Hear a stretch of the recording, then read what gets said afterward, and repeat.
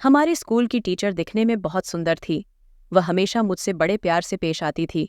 उनका यूं प्यार से पेश आना मुझे तब समझ में आया जब एक शाम उन्होंने मुझे अपने घर बुलाया। उस दिन वह स्कूल नहीं आई थी, जिससे मैं भी चिंतित था। शाम को उनके घर जाते ही उन्होंने मुझे सीधे अपने कमरे में बुलाया। मुझे पास बुलाकर टीचर ने कहा कि अब मुझसे अकेले नहीं रहा जाता, तुम मेरा अकेलापन दूर कर सकते हो। ऐसा कहकर टीचर ने वहीं पर मेरा मुझे कभी सपने में भी यह नहीं लगा था कि मेरी पहली नौकरी मेरे लिए इतनी लकी साबित होगी। मैं एक स्कूल में चपरासी के रूप में हाल ही में नौकरी पर लगा था। स्कूल में स्कूल की एक खूबसूरत शिक्षिका मेरे प्यार में पड़कर मुझे कुछ ही दिनों में ऐसा स्वर्ग सुख देंगी, ये मैंने कभी सोचा भी नहीं था। मेरा नाम विकास है और मैं 28 साल की उम्र में नौकरी में लगा था। जिस जिले में मेरी नौकरी थी वहीं मैं रहता था। नौकरी के 3 महीनों में ही मैं अपने एक ही काम से बोर हो गया था। जल्दी ही मैं उस स्कूल से अपना ट्रांसफ़र करवाने की सोच रहा था, लेकिन अचानक मेरी जिंदगी में कुछ रोमांचक घटित हुआ। एक दिन स्कूल में बच्चों के बीच झगड़ा होने लगा। जब मेरी नज़र वहां गई तो मैंने देखा कि उस भीड़ में एक सुंदर महिला थी। मुझे नहीं पता था कि वह स्कूल की नई शिक्षिका है। बच्चों के शोर शराबे को संभालने में उनको दिक्कत हो रही थी। तब मैंने झगड़े को सुलझाने के लिए उस भीड़ में प्रवेश किया। बच्चों बाई को पूरी तरह से घेर रखा था, लेकिन उनकी बात कोई नहीं सुन रहा था। जैसे ही मैं भीड़ में घुसा, टीचर का हाथ अनजाने में मेरे हाथ में आ गया। मैं बच्चों का झगड़ा सुलझाने में व्यस्त था और मेरे डांटने से सभी बच्चे शांत हो गए। स्कूल में मैं सबसे मिलजुल कर रहता था और समय आने पर बच्चों को डांट भी देता था। मेरी एक जोर से डांटने पर बच्चे अपने अपने क्लास में चले गए। किसी बच्चे के पैर मैडम के पैर पर लग गए थे, जिससे उन्हें अच्छी खासी चोट लगी थी। उनका हाथ पकड़ते हुए मैं उन्हें टीचर रूम तक ले गया। वहां पहुंचते ही मैं उनके पैरों पर मरहम लगाने लगा। उस वक्त उस रूम में हम दोनों के अलावा और कोई नहीं था। मैडम ने मेरे कंधे पर हाथ रखकर कहा कि तुम स्कूल के नए चपरासी लगते हो। इस स्कूल में मेरी नई पोस्टिंग हुई है। मैं यहाँ की नई मैडम हूँ। मेरा नाम आरती है। मैडम ने खुद एक चपरासी से अपनी पहचान करवाई थी। मैंने उन्हें नमस्कार किया और अपना परिचय दिया। मैडम ने कहा कि नौकरी के पहले दिन स्कूल के किसी कर्मचारी से इस तरह मुलाकात होगी, ये मुझे नहीं पता था। मेरी मदद के लिए बहुत धन्यवाद। मैडम के पैर पर पट्टी बांधकर मैं अपने दूसरे काम पर निकल गया। कुछ देर बाद फिर मैं टीचर रूम में शिक्षकों को पानी देने आया। वहां जाते ही मैंने देखा कि वही मैडम वहां बैठी थी और अपने पैर को सहला रही थी। मैं उनके पास गया, उन्हें पानी दिया और पूछा, क्या आपको ज्यादा तकलीफ हो रही है? मैडम ने सिर हिलाकर हाँ में जवाब दिया। तभी एक और मैडम वहां आ गई और आरती मैडम का हाल पूछने लगी। मैं वहां से जाने ही वाला था कि उन्होंने मुझे रोक लिया। वे बोली, विकास, आरती मैडम को ज्यादा तकलीफ हो रही है, क्या तुम उन्हें उनके घर छोड़ सकते हो? मैंने सहमति जताई और आरती मैडम को उनके घर छोड़ने के लिए निकल पड़ा। उस दिन पहली बार मैंने उनका घर देखा। मैं उनका हाथ पकड़कर उन्हें घर के अंदर तक ले गया और फिर उनके कमरे तक पहुंचा दिया। इसके बाद मैं उनके लिए रसोई में चाय बनाने लगा। मैडम फ्रेश होकर कमरे से बाहर आई और मैं उनके लिए चाय लेकर बाहर आया। चाय देते ही मैं वहां से निकलने लगा। इस पर मैडम ने मेरा धन्यवाद किया और मेरे गाल पर हाथ फेरते हुए मेरी बहुत प्रशंसा की। उनकी बातों में मेरी तारीफ सुनकर मुझे भी अच्छा लग रहा था। जिस तरह से मैडम ने मेरे चेहरे पर हाथ फेरा, वह सब कुछ थोड़ा अलग था। मैं उम्र में उनसे छोटा ही था, तो शायद वे स्नेह से मेरे चेहरे पर हाथ फेर रही थीं। वे 28 साल की थीं, परंतु अपनी उम्र में भी वे बहुत सुंदर थीं। पहली ही मुलाकात में मैं उनके घर तक पहुंच गया था। मैडम स्वभाव से बहुत अच्छी लगी। उस दिन के बाद से मैडम का कोई भी काम होता तो वे मुझसे कहती, मैं उनका हर छोटा बड़ा काम कर देता था। वे मुझसे बहुत खुश थी। एक दिन मैडम का जन्मदिन था। मैंने कुछ शिक्षकों को उन्हें जन्मदिन की बधाई देते देखा और उस समय हमारी नज़रें मिलीं। मुझे मैडम को खाली हाथ बधाई देना अच्छा नहीं लग रहा था, लेकिन नज़रें मिलने के बाद भी उन्हें बधाई ना देना भी सही नहीं लगा। तभी वे मेरी ओर आने लगीं। तभी प्रधानाचार्य ने मुझे आवाज़ दी और मैं उनके काम के लिए वहां से निकल गया। उस दिन जब भी आरती मैडम और मेरी मुलाकात का मौका आता तो मैं उनसे दूर हो जाता, क्योंकि मुझे उन्हें खाली हाथ बधाई नहीं देनी थी। शाम को मैडम जी ने मुझे उनके घर में जन्मदिन के मौके पर आमंत्रित किया। रात को अपने कमरे में जाकर मैं अच्छे से तैयार हुआ, फिर उनके लिए एक अच्छा सा गिफ्ट खरीदा और उनके घर पहुंचा। जैसे ही मैं वहां पहुंचा, मेरी आवाज़ सुनकर वह मुझे अपने घर के गेट पर लेने आई। उन्होंने अपने घर को बहुत ही साफ सुथरा रखा था। उस दिन एक सुंदर घर और एक सुंदर महिला को मेरी आंखें समेटने की कोशिश कर रही थी। मेरे किराए के छोटे से कमरे में जो सुंदरता नहीं थी, वह सुंदरता उनके घर में थी। उनके घर में पहुंचकर मैंने देखा, हमारे अलावा घर में और कोई नहीं था। उनके जन्मदिन का केक मुझे टेबल पर दिख रहा था। मतलब ज़रूर कोई मेहमान केक लेकर आया होगा। मैंने मास्टरनी जी से पूछा कि क्या घर में और कोई मेहमान है, तो उन्हें भी बाहर बुलाइए। इतने देर से मैं अकेला ही यहाँ बैठा हूँ। तब उन्होंने कहा कि घर में मेरे और तुम्हारे अलावा और कोई नहीं है। फिर यह आपके जन्मदिन का केक कौन लाया? ऐसा पूछते ही वह बोली कि यह केक मैं खुद ही लेकर आई हूँ। मैडम जी ने अपने जन्मदिन का केक खुद ही लाया। ये सुनकर मुझे बहुत बुरा लगा। केक लाने का विचार मुझे क्यों नहीं आया? मैं अपने मन में ही बड़बड़ा लगा। मैंने मैडम जी से कहा कि मैडम, सच में माफ़ करना, मुझे भी आपके लिए केक लाने का ख्याल नहीं आया। तब वह मेरे पास बैठ गई और बोली कि लेकिन मैं तुमसे नाराज़ हूँ। तुमने स्कूल में मुझे जन्मदिन की शुभकामनाएं क्यों नहीं दी? ऐसा कहकर वह मुझसे मोह फेर कर बैठ गई। तब मैंने उनके सामने घुटनों पर बैठकर उन्हें उनका गिफ्ट दिया और जन्मदिन की शुभकामनाएं दी। मैंने कहा, बाई, मुझे ऐसे खाली हाथ आपको शुभकामनाएं नहीं देनी थी, इसलिए मैंने सुबह आपको शुभकामनाएं नहीं दी थी। वो गिफ्ट देखकर बाई बोली, विकास, तुम्हें मेरे लिए इतना महंगा गिफ्ट लाने की क्या ज़रूरत थी? तुम्हारा आना ही मेरे लिए काफ़ी है। ऐसा कहकर मैडम जी ने मेरा हाथ पकड़कर केक काटा। उन्होंने मुझे केक खिलाया और मैंने उनसे पूछा कि आपके घर में आपके अलावा और कोई नहीं है? क्या आपके पति दूसरे शहर में हैं? तब वह हंस पड़ी और बोली, पति मेरी अभी शादी नहीं हुई है। मुझे शादी का विचार बिल्कुल पसंद नहीं है, इसलिए मैं अपना सिंगल जीवन जी रही हूँ। वह देखने में सुंदर थी। उनमें इतनी सुंदरता होने के बावजूद उनकी सुंदरता की तारीफ करने के लिए उनके पास कोई नहीं था। उस रात मैंने उनके घर पर ही खाना भी खाया। उनके हाथ में भी काफ़ी स्वाद था। उनसे बातें करते करते रात के 11 बज गए। घड़ी पर मेरी नज़र पड़ते ही मैंने मैडम जी से कहा कि अब मुझे जाना बहुत देर हो गई है। मैं ऐसा कहते ही वह बोली, विकास, इतनी जल्दी क्या है? थोड़ा और रुक जाओ। मैडम जी अकेली थीं, शायद इसीलिए वह मुझे रुकने का आग्रह कर रही थी। मैं मन में सोच रहा था कि वैसे भी कमरे पर जाकर रोज़ की तरह मैं अकेला ही पढ़ने वाला हूँ, तो आज की रात यहाँ रुकने में क्या समस्या है?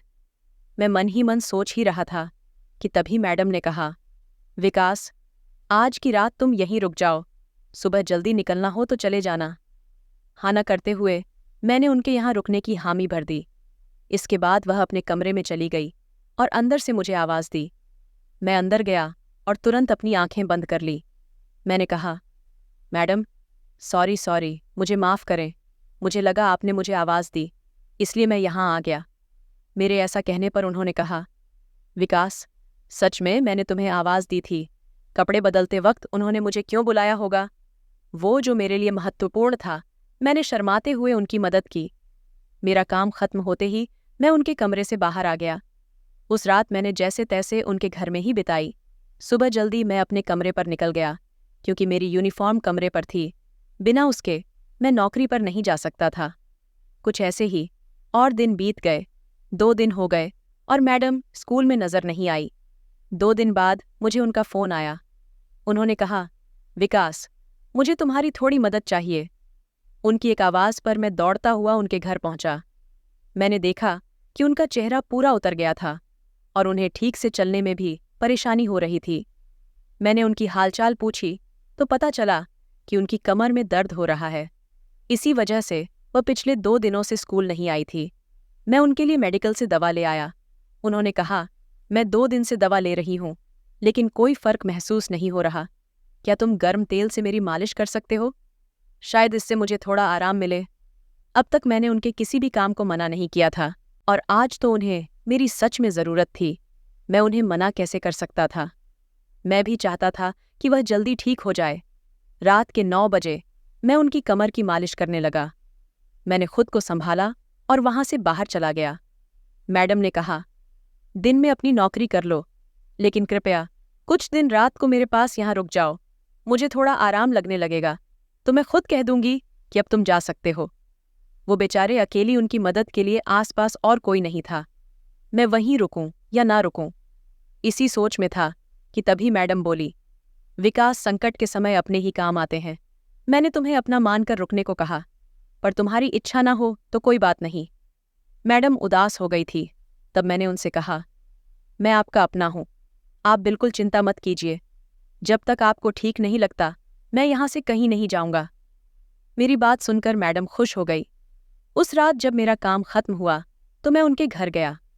मैंने अपने हाथों से उनके लिए खाना बनाया।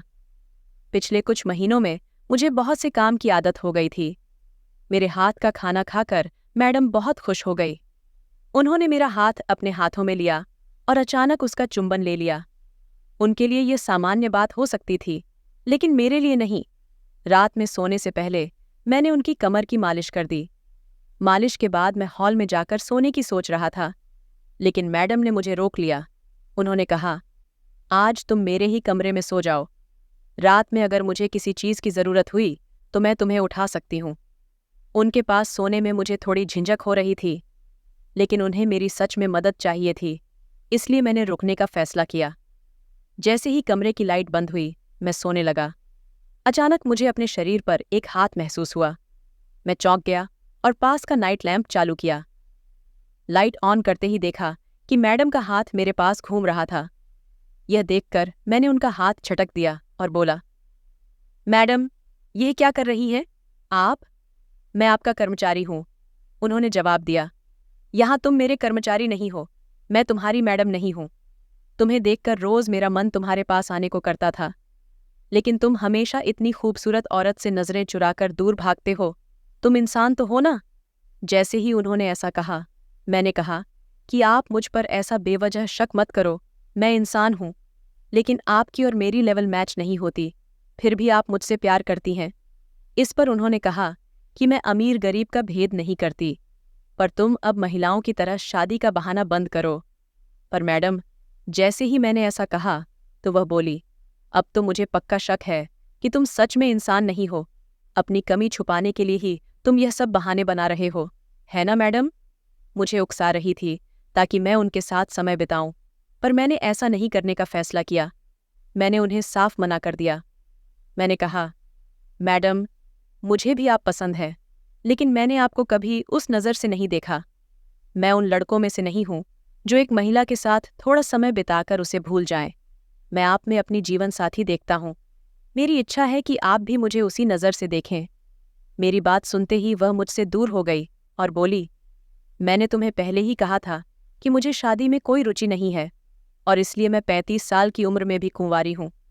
मुझे शादी के बारे में थोड़ा सोचना होगा। अभी तो मैं इसके लिए तैयार नहीं हूँ। उस रात मेरे मना करने से मैडम नाराज़ हो गई थी, लेकिन सच में मैं फालतू लड़कों में से नहीं था। मैंने मैडम को अपनी पत्नी के रूप में देखा था। उस रात मैं उनके कमरे में नहीं रुका और हॉल में जाकर सो गया। काफ़ी रात हो गई थी, इसलिए मैं अपने कमरे में भी नहीं जा पाया।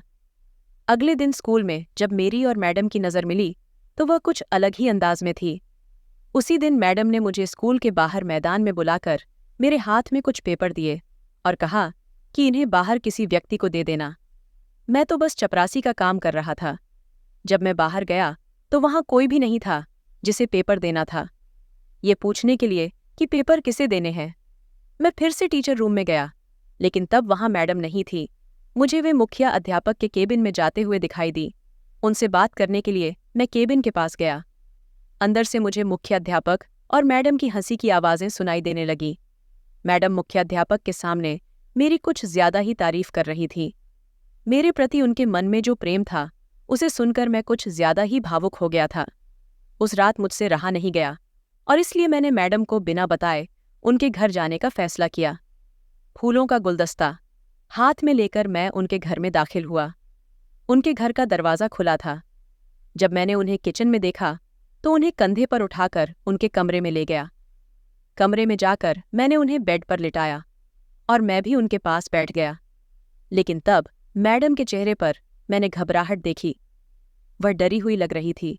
मैं उनके पास गया और कहा, मैडम, कल आपने मुझसे यही सब उम्मीद की थी, तो आज आप इतनी घबराई हुई क्यों हैं? मैंने उनके माथे का पसीना पहुंचा। तभी उनके कमरे के वॉशरूम से एक आदमी बाहर निकला। उस आदमी को देखकर मैडम अपने जगह से उठकर बैठ गई और आश्चर्यचकित होकर मेरी ओर देखने लगी। वह आदमी और कोई नहीं बल्कि हमारे स्कूल के मुख्य अध्यापक थे। उस समय मुख्य अध्यापक की हालत ऐसी थी जिससे साफ लग रहा था कि उनके और मैडम के बीच में बहुत कुछ है। मैंने कहा, मैडम, मुझे आपका यही सच देखना था। अच्छा हुआ कि सुबह मुझे कोई और नहीं मिला, नहीं तो आपके झूठे नाटक को प्रेम समझकर मैं आपका गुलाम बना रहता। सुबह मुख्याध्यापक के केबिन में आप मेरी तारीफों के जो पुल बांध रही थी, वह सब मैंने सुना है।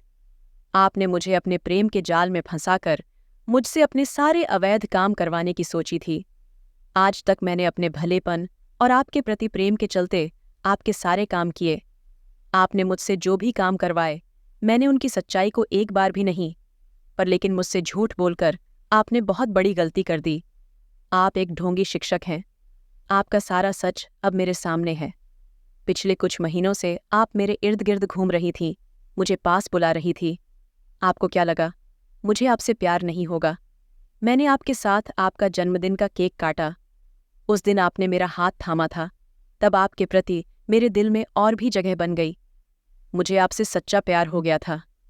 अगर एक दिन भी आप स्कूल में दिखाई नहीं देती तो मुझे आपकी चिंता होती थी। मैं तो आपके प्यार में पागल हो गया था, लेकिन शायद किस्मत को कुछ और ही मंजूर था और उसने मेरे सामने अनजाने में ही आपका सच ला दिया। आपने अपनी अदाओं से मुखिया अध्यापक को भी पागल कर दिया होगा। इन मुखिया अध्यापक ने आपको एक अपंग व्यक्ति की जगह नौकरी पर रखा है, यह भी मुझे समझ में आया। आपका तो डीए तक का भी शिक्षण नहीं हुआ। सुबह आपकी और अध्यापक की बातचीत सुनकर मैंने आपके बारे में सारी जानकारी जुटाई। मुखिया अध्यापक ने आपके प्यार में पागल होकर एक अपंग व्यक्ति की नौकरी खा ली और आपकी तरह की नालायक महिला को वह नौकरी दे दी। पिछले कुछ दिनों से जो अनाज की बोरियां आप लोग स्कूल के गोदाम से मेरी गाड़ी में डाल रहे थे, वह अनाज आप दोनों बाहर ब्लैक में बेच रहे हो, ये भी मुझे पता चल गया है। स्कूल के गरीब बच्चों का खाना चुराते समय भी तुम दोनों को शर्म नहीं आई कि कमी की वजह से बच्चे रोज भूखे रहते हैं। उनकी ही बद्दुआ से आज तुम्हारी सच्चाई सामने आई है, ये समझ लो। मेरी बात सुनकर दोनों ही मुझ पर हंसने लगे। प्रधानाचार्य बोले, तू 2 कौड़ी का सिपाही हमारे सामने तो बकबक कर रहा है, लेकिन बाहर तेरी बात कौन सुनेगा?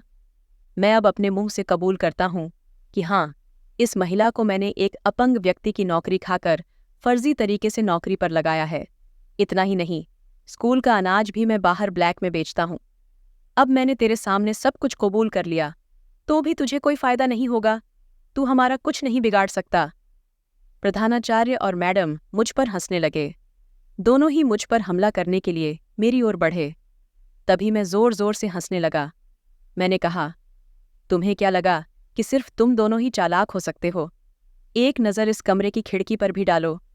कमरे की खिड़की के बाहर एक कैमरा चालू था। स्कूल के एक मास्टर वहां कमरे में पूरे समय से वीडियो रिकॉर्डिंग कर रहे थे। वहां मैंने स्कूल के सभी शिक्षकों को भी बुला रखा था। इतना ही नहीं, स्कूल के ट्रस्टी भी उस समय वहां मौजूद थे। उन्होंने तुरंत ही मुख्याध्यापक और उस महिला को नौकरी से बर्खास्त कर दिया और दोनों को पुलिस के हवाले कर दिया। हमारे पास उन दोनों का कबूलनामे वाला वीडियो भी था, जिसे सबूत के तौर पर सभी शिक्षकों के साथ मैंने पुलिस में जमा किया। एक साधारण चपरासी का यह बड़ा काम देखकर स्कूल के सभी शिक्षकों और ट्रस्टी ने मेरी बहुत प्रशंसा की। इतना ही नहीं, मुझे चपरासी से पदोन्नति देकर सीनियर क्लास की पोस्ट भी दे दी गई। कहीं न कहीं मेरी ईमानदारी ने मुझे इस स्थान पर पहुंचाया। वह टीचर जिन्हें मुझे एक साधारण चपरासी समझ रही थी, असल में उनके लिए साधारण नहीं बल्कि उनसे भी बढ़कर था। साथियों, किसी का हक छीनकर इंसान ज्यादा दिनों तक खुश नहीं रह सकता, चाहे वह 1 रुपया हो या नौकरी। जब आप उसे धोखे से हासिल करते हैं तो एक दिन वह ब्याज समेत वापस वसूला जाता है। इसलिए जो भी ईमानदारी से हासिल कर सकते हैं वही हासिल करें, और जो आपके पास है उसमें संतुष्ट रहे। मेहनत की रोटी में किसी का डर नहीं होता, वह हमेशा सुख और संतोष ही देती है।